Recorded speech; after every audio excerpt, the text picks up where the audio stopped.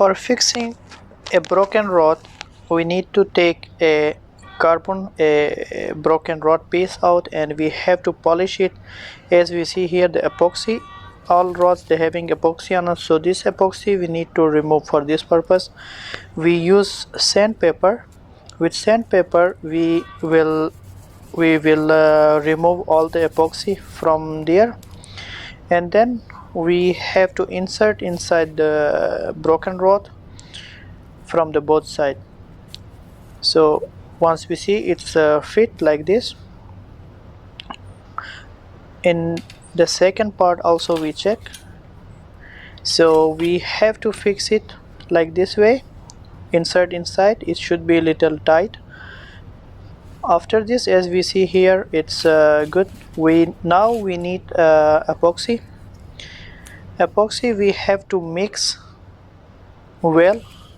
This one is 5-minute epoxy, so within 5 minutes it will be dry. We mix it well.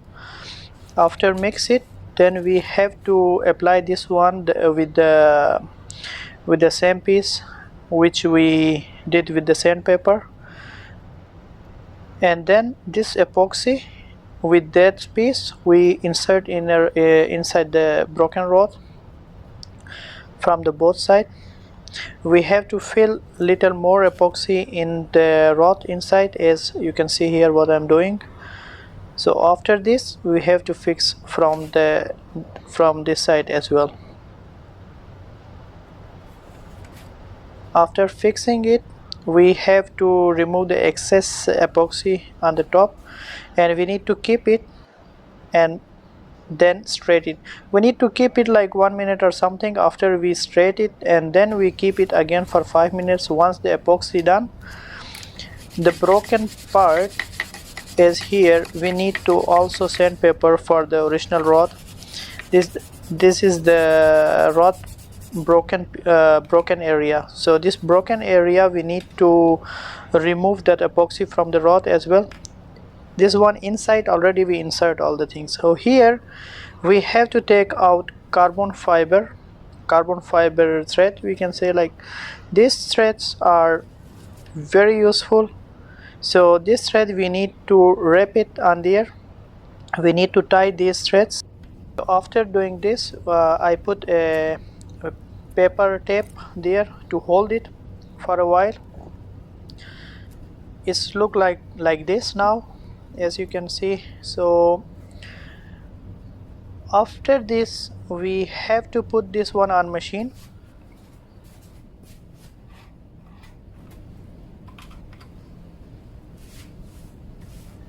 I cut the videos because if I keep the video, it will be too long. So after mixing it, you need to apply this on that fiber thread which we tie on the broken rods.